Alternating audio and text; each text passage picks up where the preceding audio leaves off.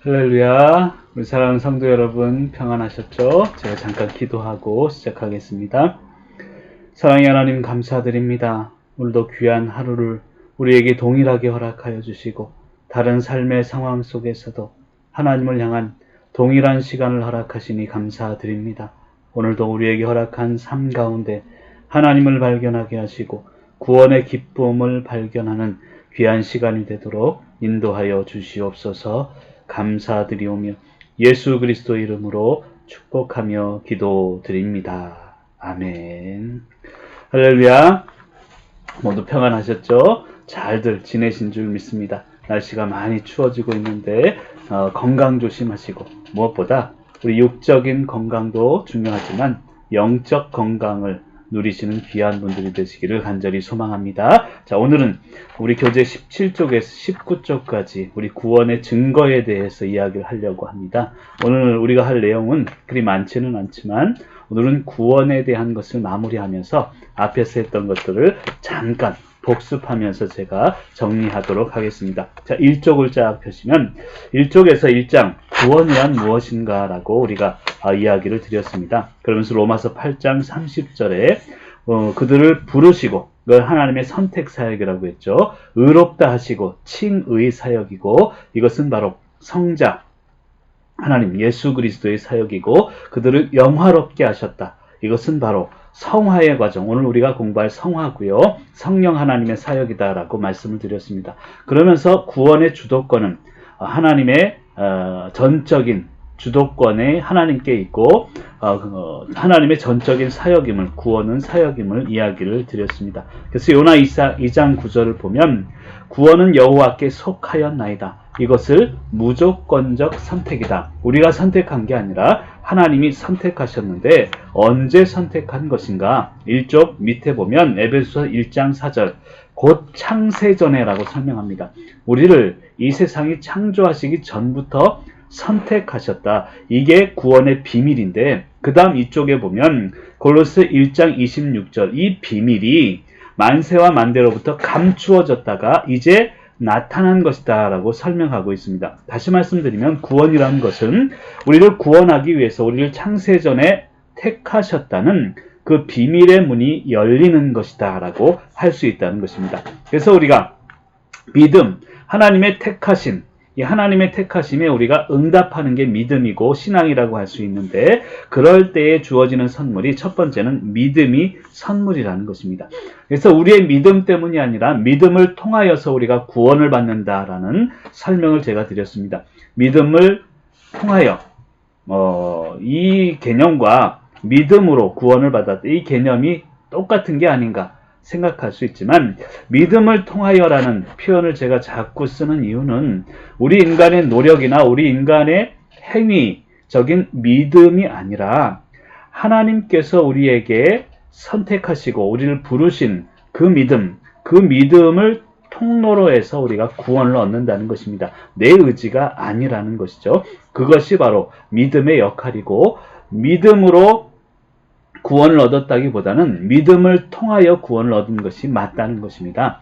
그래서 믿음은 구원이 오는 통로이다라고 설명할 수 있다는 것입니다. 왜냐하면 구원의 근거는요, 오직 예수 그리스도 외에는 없기 때문입니다. 내가 믿어서, 내가 교회에 다녀서 구원을 얻은 게 아니라 예수 그리스도 그분을 통해서 구원을 얻었기 때문에 믿음을 통하여 구원을 얻었다는 것이죠.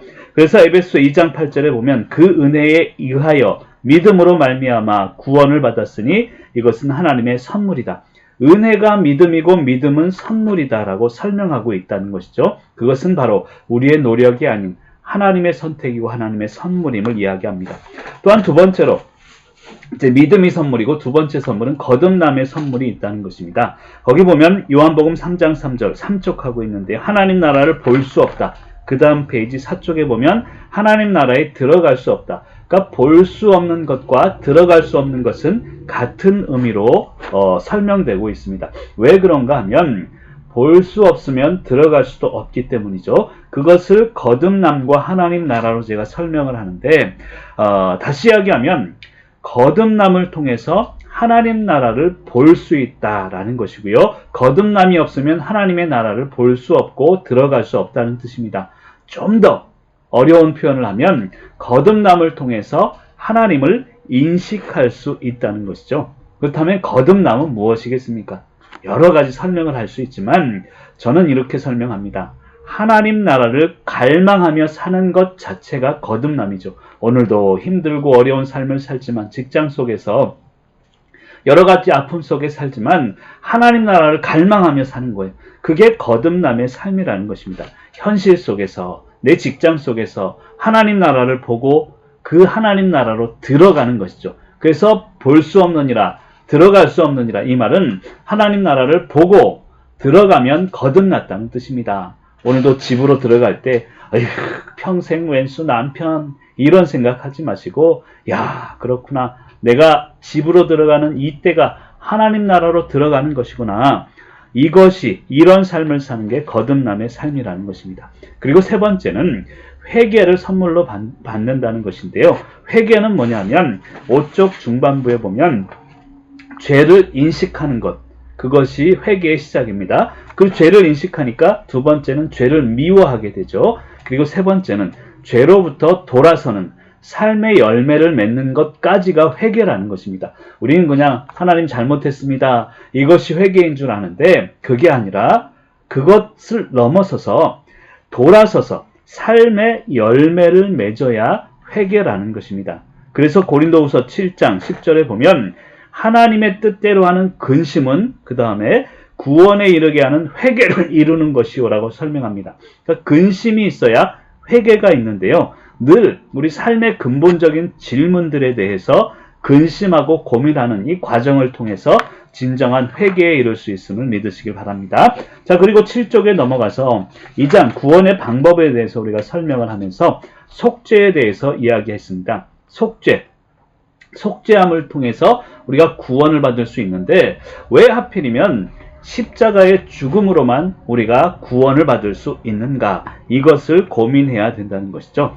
여러분 구원의 전제 조건을 먼저 알아야 되는데 우리가 구원받기 위해서는 물론 믿음을 통하여 구원을 받는데 믿음을 통하여 구원받는 그 사이 과정 가운데 반드시 우리가 해결해야 될 문제가 있는데 그것은 죄의 문제라는 것입니다. 죄의 문제를 해결해야만 우리가 구원을 받을 수 있습니다. 믿음 그리고 구원 이 사이에 죄의 문제 해결이 반드시 동반되고 필요하다는 것이죠. 근데 이 죄의 문제를 해결하는 데는 반드시 죽음이 있어야 된다는 거예요. 그래서 로마서 6장 23절 7쪽 밑에 보면 죄의 삭은 사망이다 라고 이야기하고 있다는 것이죠. 그러니까 죄를 지었기 때문에 죄를 해결하기 위해서는 사망, 죽음이 있어야 된다는 것입니다. 그래서 그 다음 페이지 8쪽에도 보면 생명이 피에 있다는 것입니다. 생명의 근원이 피, 죽음을 통해서 우리가 죄에 대한 문제를 해결하고 새로운 생명으로 얻게 되는 것을 이야기하고 있다는 것이죠. 그래서 히브리서 9장 22절에도 피 흘림이 없은즉 사함이 없다라고 이야기하고 있습니다. 그래서 예수 그리스도께서 피 흘리심으로 죽음을 통해서 우리의 죄, 과거, 현재, 미래의 죄를 다 해결하셨다는 거예요. 그럼 여기서 제가 강조한 게 있죠. 죄와 죄의 결과는 구분할 수 있어야 합니다. 여러분 우리 미래의 죄까지도 우리가 예수 그리스도 십자가 은혜로 다 우리가 해결됐구나. 그럼 미래 도둑질해도 되겠네. 남의 거 훔쳐도 되겠네. 그 말이 아닙니다. 죄와 죄의 결과를 분명히 구분해야 이 말의 의미를 깨달을 수 있는데요. 죄는 무엇이냐면 생명을 떠난 상태가 죄입니다. 하나님을 떠난 상태가 죄예요. 그래서 죄를 다 해결했다는 것은 과거, 현재, 미래의 죄를 해결했다는 것은 이제 우리가 하나님께 과거, 현재, 미래 모두가 생명 안에 살아갈 수 있는 존재가 되었다는 뜻이고요. 근데 문제는 죄가 아니라 죄의 문제는 이제 해결되었지만 죄의 결과에 문제가 있다는 것입니다.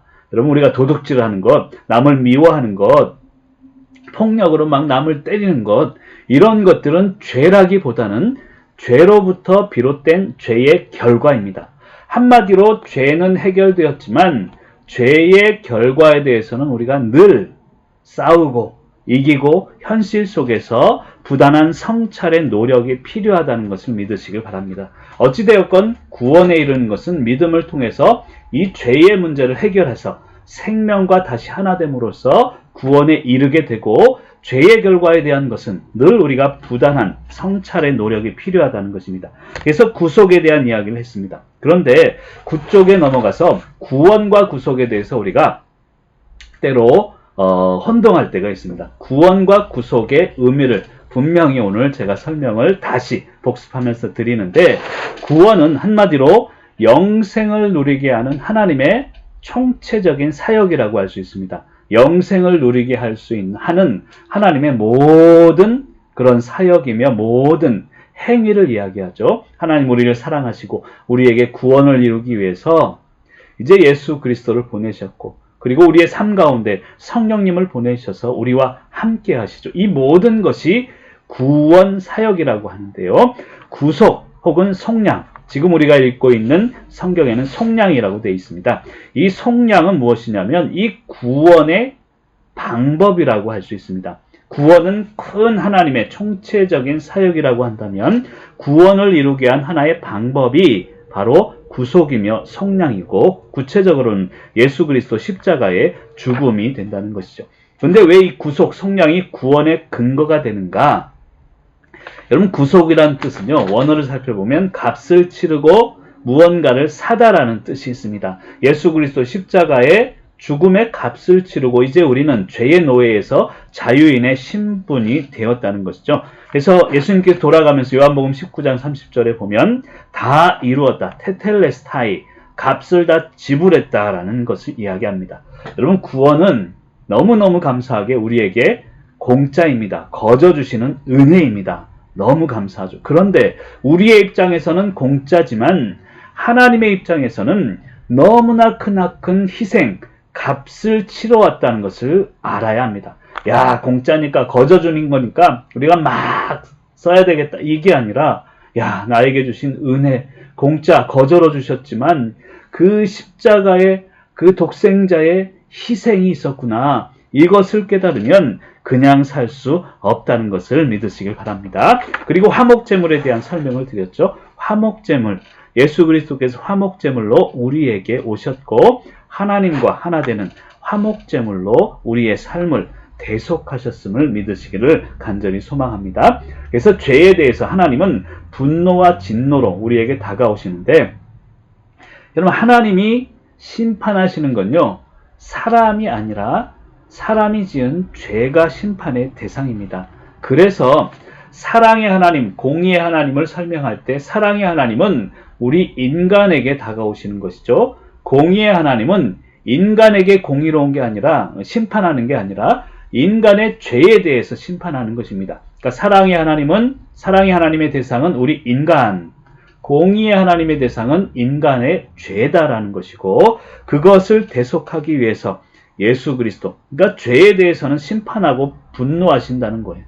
나는 사랑하시지만 죄에 대해서 분노하시고 진노하시기 때문에 예수 그리스도 이 십자가를 통해서 화목제물 삼아주시고 우리가 하나님과 하나됨을 이루고 구원에 이루었다는 것이죠.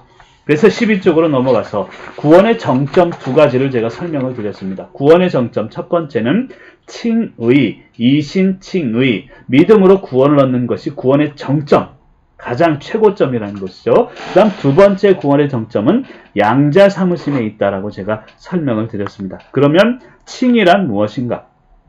칭이란 것은 값없이 의롭다 하심을 얻는 것, 값없이, 공짜라는 것이죠. 근데 이 칭의 과정, 아까 속죄도 이야기를 드렸지만 믿음을 통해서 구원을 얻는데 속죄, 죄의 문제가 해결되고 그 다음 칭의, 의롭다함을 얻은 후에 구원을 얻게 된다는 것입니다. 그런데 우리는 이 두 가지를 다 생략하는 거예요. 속죄, 칭의 생략하고 믿으면 구원받는다, 그냥 교회 나오면 천국 간다, 이렇게 생각하는데 그건 잘못된 생각입니다. 여러분, 구원의 과정은 그렇게 쉬운 게 아니에요. 그냥 교회만 나오면, 헌금만 잘하면 천국에 가는 게 아닙니다. 반드시 내 죄에 대한 해결이 있어야 되고 칭의, 의롭다함을 얻은 후에 구원에 이룰 수 있는데 그 칭의가 무엇인지를 다시 한번 살펴보겠습니다. 여러분, 우리 사형죄를 범한 죄인이 어떻게 의인이 될 수 있는가라는 것이죠. 그래서 12쪽 밑에 보면 칭의는 죄를 범하여 죽을 수밖에 없는 죄인을 하나님이 불쌍히 여기시고 그 죄를 회개하는 자에게, 아까 회개에 대한 이야기를 제가 드렸죠. 죄를 인식하고 죄를 미워하고 죄에서 돌아서서 믿음의 행위, 회개의 열매를 맺어야 거기까지가 회개라는 거예요. 말로만 잘못했습니다. 이게 아니라 회개하는 자에게 일방적으로 주시는, 거저 주시는 공짜 선물이고 구원의 정점이며 핵심이다. 제가 뭐라 말씀을 드렸냐면 구원은 누구나 받을 수 있지만 아무나 받을 수 있는 것은 아니다라는 것을 믿으시기를 바랍니다. 그 다음 13쪽으로 넘어가서 속량으로 말미암아 우리가 의롭다 칭함을 받게 됐다는 것. 그러니까 내가 의로운 게 아니라 의롭다 칭함을 받게 된 것입니다. 여기서 우리가 오해해서는 안 돼요. 예수 믿어서 우리가 의로운 존재가 되었지만 이것은 나 자체가 그런 의로워서가 아니라 예수 그리스도 십자가의 은혜로 의롭다 칭함을 받게 되고 우리는 의로운 존재가 된다는 거예요.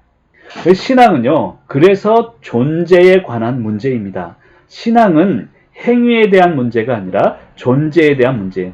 예수 그리스도 십자가로 우리가 의로운 존재가 됐다. 이것을 믿는 것이 바로 신앙이고요. 이것을 바로 전가된 의다라고 설명을 드렸습니다. 내가 의로운 게 아니라 예수 그리스도가 의롭기 때문에 십자가를 통해서 우리에게 그 의가 전가되었고 의롭다고 여기신다는 것이죠. 여기신다는 뜻을 제가 설명을 드렸죠. 그것은 바로 아브라함을 설명하면서 신용, 크레딧이라는 뜻을 지니고 있다는 것입니다. 의를 신용으로 주셨다라는 뜻이고 그 아브라함에게 주신 신용으로 주신 의가 우리에게도 지금까지 오고 있다는 것이죠. 이게 칭의의 과정입니다. 그리고 양자 삼으심, 두 번째 구원의 정점은 양자 삼으심에 있는데 바로 우리가 칭의, 의롭다함을 얻고 하나님의 자녀가 되었다는 것이죠. 그래서 한 번 양자는 영원한 양자.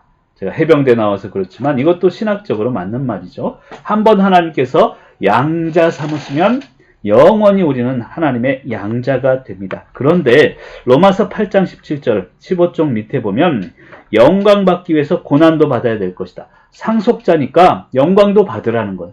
그런데 고난도 함께 받아야 된다. 여러분 이 구절에서 영광과 고난은요 전혀 다른 개념이라고 생각할 수 있지만 같은 단어입니다. 아니 목사님 영광과 고난이 어떻게 같습니까?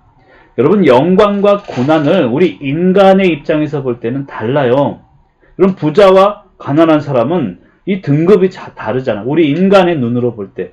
그런데 부자도 가난한 자도 하나님의 영광을 위해서 동일하게 부자를 사용하시고 가난한 자를 사용하시기 때문에 이게 같다는 거예요.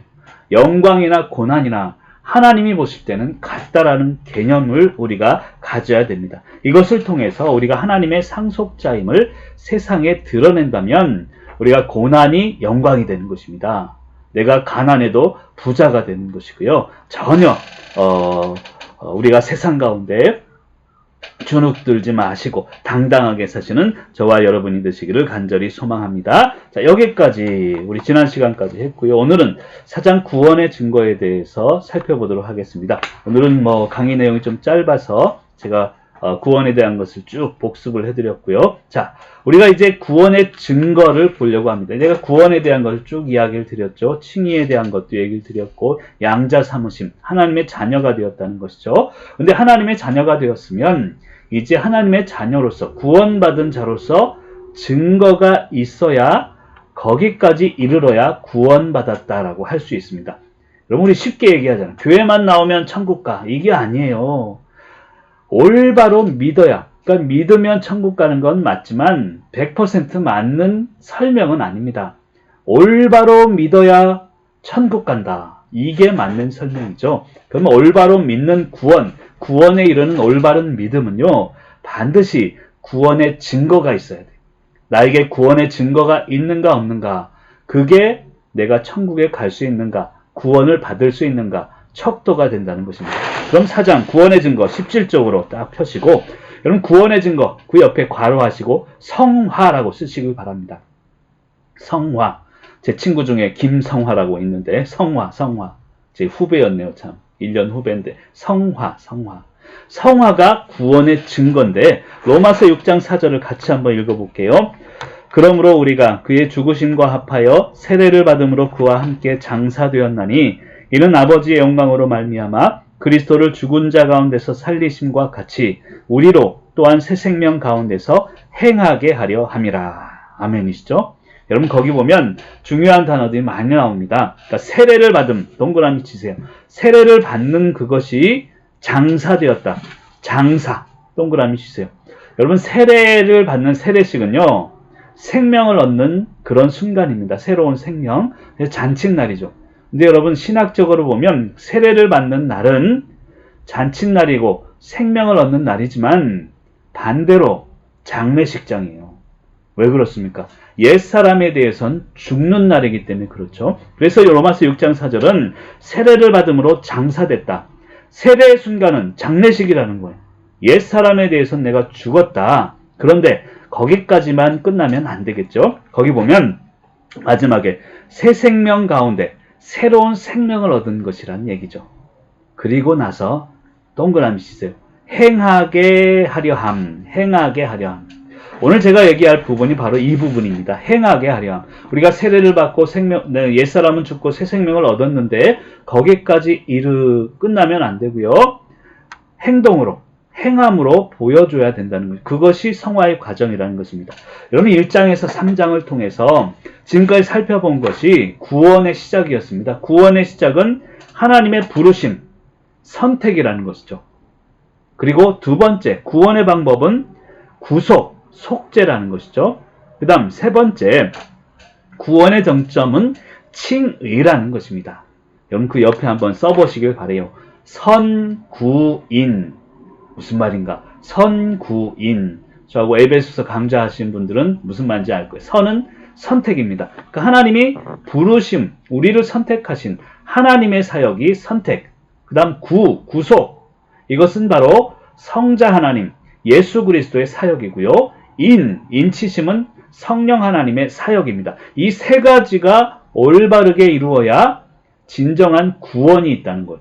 그러니까 구원은 선구인, 이게 있어야 되고, 이 선구인 세 가지의 모여서 이루어진 구원의 결과, 증거가 성화라는 것입니다. 그럼 한번 읽어볼게요. 구원의 시작은 17쪽 위쪽 로마서 6장 4절 밑에 하고 있습니다. 구원의 시작은 부르심이고 이게 선입니다. 선택, 하나님의 사역. 구원의 방법은 속죄, 속량, 화목제물. 이게 구속, 예수 그리스도의 사역이고요. 구원의 정점은 칭의와 양자 삼으심, 성령님의 사역, 인치심에 있다는 것이죠. 이것이 모여서 구원을 이루는데 지금 우리가 살펴보는 그것은 앞에서 설명을 했던 것이고 지금 오늘 우리가 하려는 것은 구원의 증거라는 것입니다. 구원받았다면 증거를 내놔야 된다는 것이죠. 그 구원의 증거가 성화인데 그러면 첫 번째로 1번 성화란 무엇입니까? 한마디로 같이 읽어볼까요? 성화는 구원의 과정인 동시에 구원의 증거입니다. 자, 거기까지. 성화는 구원의 과정이에요.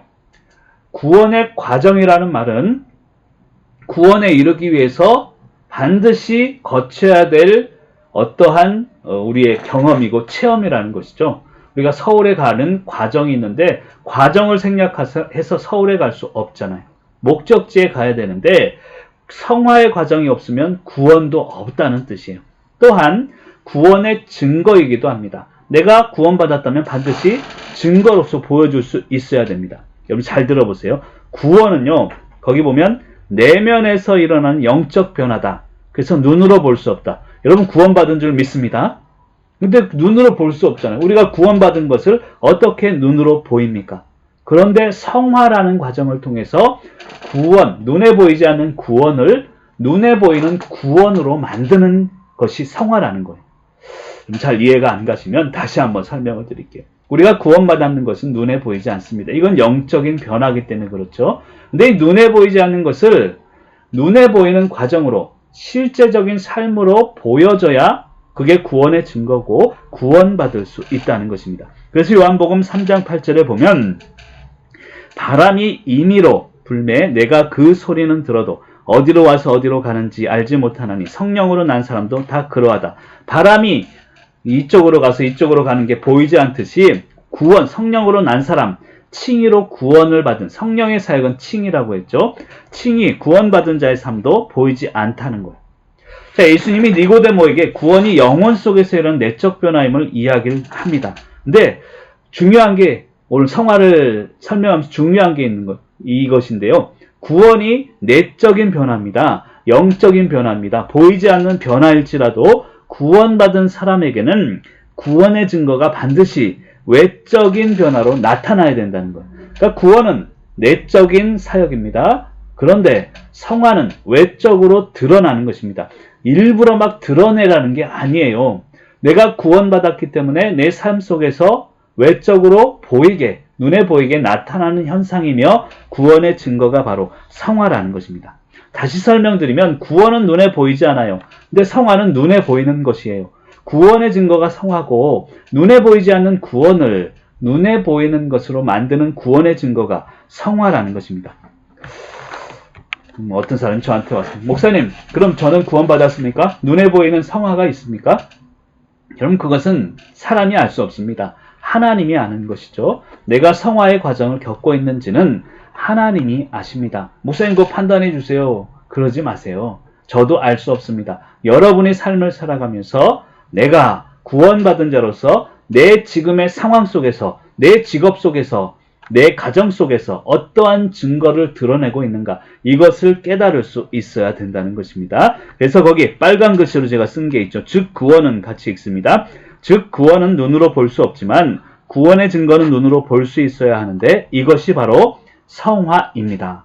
그러니까 성화는요, 거기 쓰세요. 구원의 외적 증거입니다. 뭐 어려운 말 같지만 제 설명을 듣다 보면 이해가 됩니다. 구원은 반드시 외적으로, 증거로 나타나야 된다는 거예요. 또 증거 좀 보여봐 하면 내 삶이 증거가 되어야 된다는 것입니다. 그게 성화죠. 그래서 밑에 보면 성화는 거룩이란 뜻을 가지고 있고, 원어로 보면 이 거룩의 뜻은요, 분리시키다, 분리시키고 또한 구별시키다의 뜻을 가지고 있다는 것입니다. 즉 성화란 구원받은 백성의 분리와 구별을 의미합니다. 그러니까 분리는 무엇이냐면 첫 번째 분리와 두 번째 구별인데요. 그게 그거 같은데 생각할 수 있습니다. 첫 번째 분리는요, 죄로부터 분리를 이야기합니다. 죄로부터 분리. 그 다음 구별은 거룩함으로 구별을 이야기합니다. 그러니까 죄로부터는 분리, 나와서 구별, 거룩함으로 들어가는 것이죠. 그러니까 분리는 나오는 것이고 구별은 들어가는 거예요. 죄로부터 나온 것이 분리입니다. 거룩함으로 들어가는 것이 바로 구별임을 믿으시길 바라고, 다시 말하면 세상의 어두움과 죄로부터 분리, 제가 설명드렸죠. 거룩함으로의 구별, 그 거룩함 안으로 들어가는 것, 그것을 의미합니다. 한번 따라하겠습니다. 죄에서 나오고 거룩함으로 들어갑시다. 분리하고 구별됩시다. 이 이야기를 하고 있는 것입니다. 따라서 구원받은 사람은 구원의 증거로서 성화가 반드시 나타나야 되는데, 그 성화를 제가 뭐라고 썼냐면 상태의 변화가 일어나야 합니다 라고 제가 썼습니다. 그러니까 성화라는 것은 좀 더 구체적으로 내 상태의 변화예요. 예전에 내 상태는 욱하던 나, 화만 내던 나의 상태에서 이제는 온화하고 참고 인내하는 상태로의 변화를 의미합니다. 육체도 마찬가지죠. 말씀으로, 영적으로, 또한 육체 또한 건강함으로 변화되는 것을 성화라고 할 수 있다는 것이죠.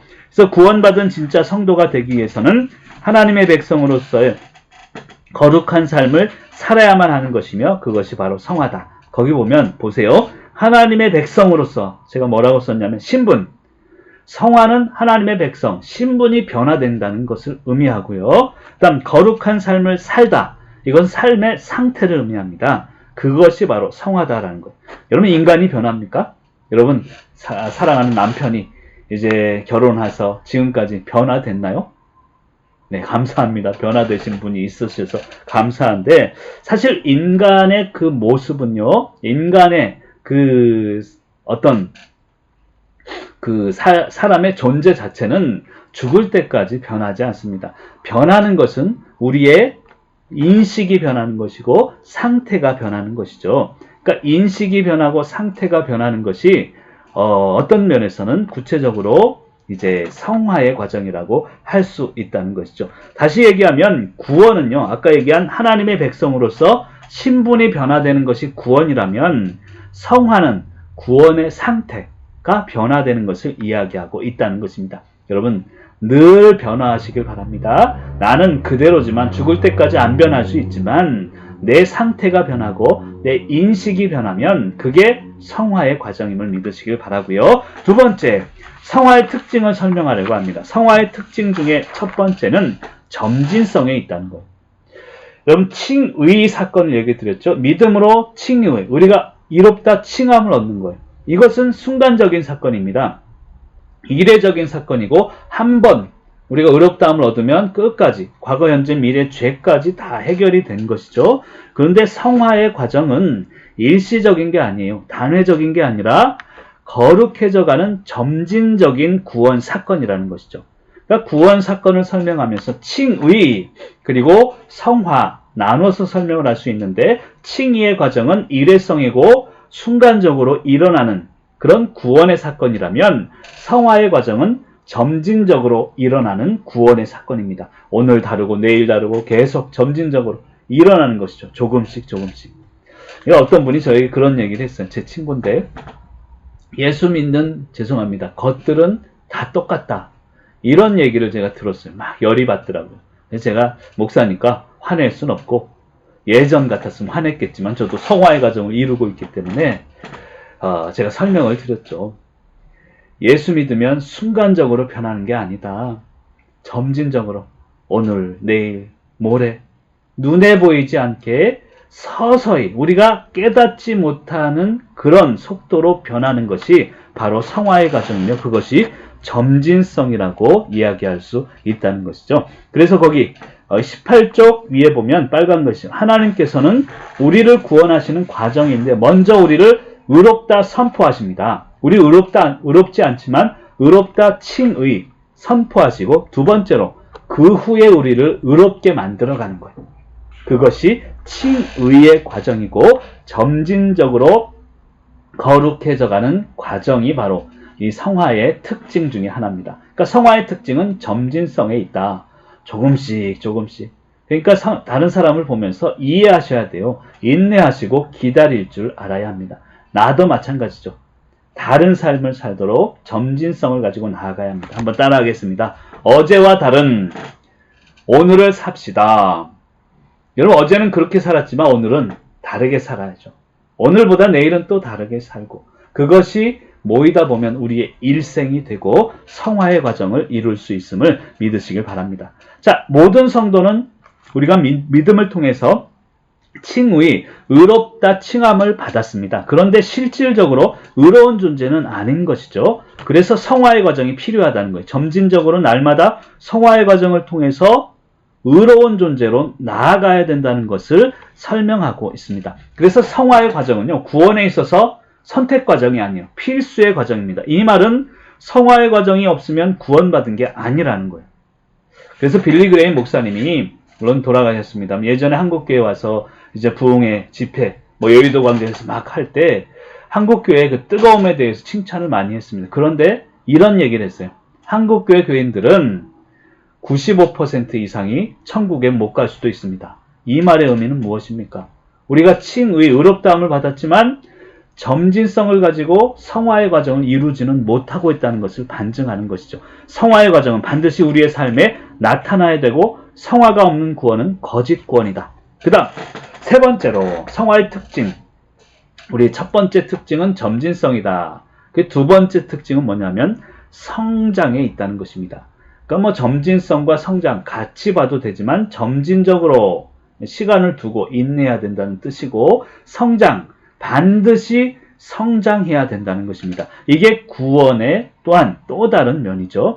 그러니까 점진적으로 성화의 과정을 겪게 되면 우리는 성장하게 됩니다. 그래서 베드로후서 3장 18절 같이 읽을게요. 오직 우리 주 곧 구주 예수 그리스도의 은혜와 그를 아는 지식에서 자라가라. 여러분, 성장하라는 것이죠. 자라가라라고 명령하고 있는데 성장은 해도 되고 안 해도 되고 이게 아니라 하나님의 명령임을 아셔야 됩니다.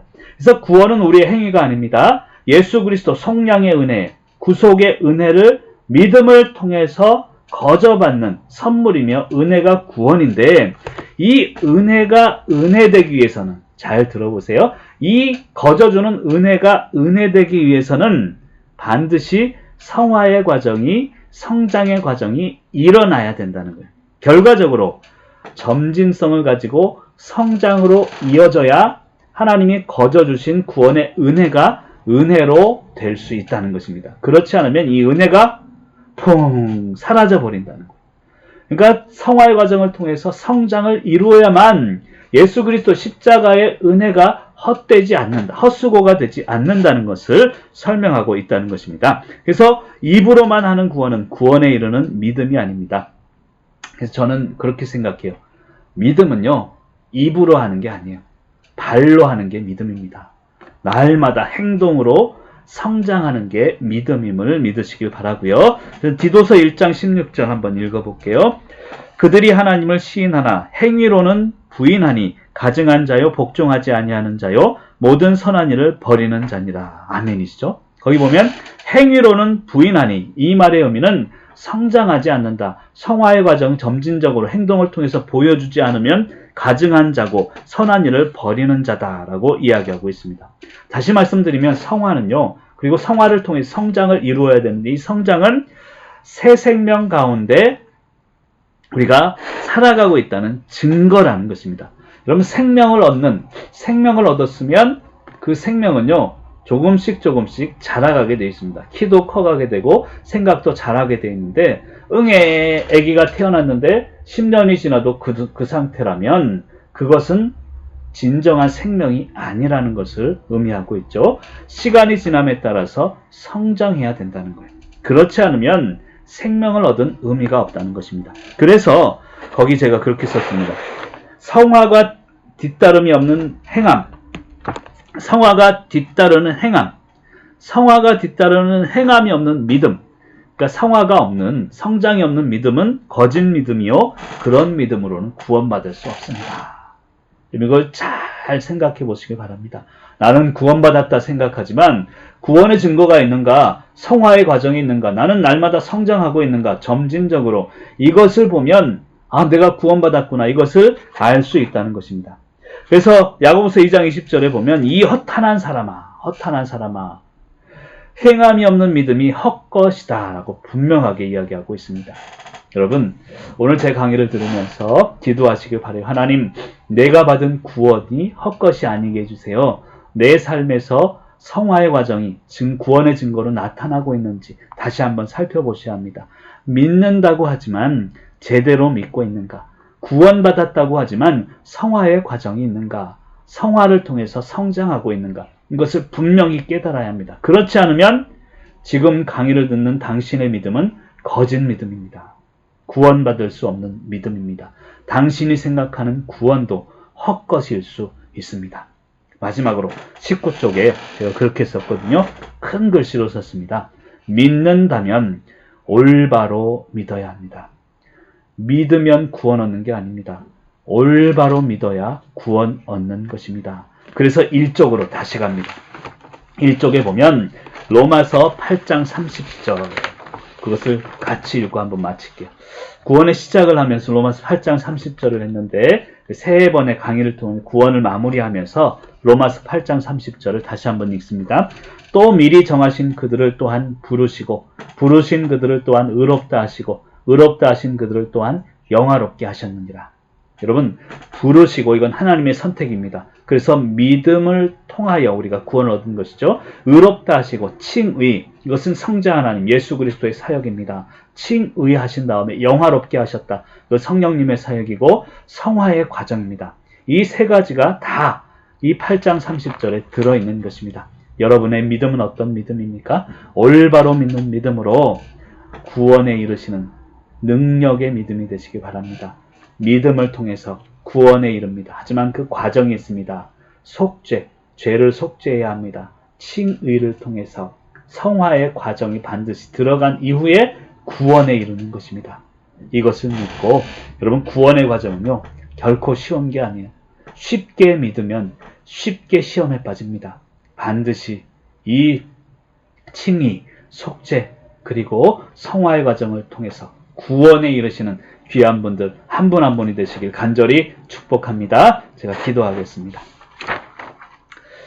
사랑의 하나님 감사드립니다. 오늘 또한 구원에 대하여서 마무리 강의를 하면서 구원에 대한 전반적인 것들을 다시금 돌아보게 하시니 감사를 드립니다.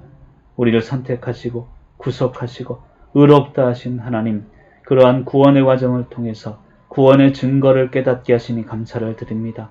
성화가 바로 구원의 증거라 하였으니 내 삶 속에 성화의 과정이 있는지 다시 살펴보게 하시고 오늘보다 내일은 또 다른 삶, 더 거룩한 삶을 이루어가는 점진적인 성화의 과정 속에서 승리하게 하여 주시옵소서. 믿으면 구원 얻는 게 아니라 올바로 믿어야 구원 얻는 것을 믿사오니 함께한 모든 성도님들 구원의 반열에 반드시 이룰 수 있도록 인도하시고 역사하여 주시옵소서. 오늘도 죄부터 분리되어 거룩함으로 구별되기를 원하오니 그런 삶을 통하여 승리하는 귀한 분들 되게 하여 주시옵소서. 감사드리오며 예수 그리스도 이름으로 축복하며 기도드립니다. 아멘.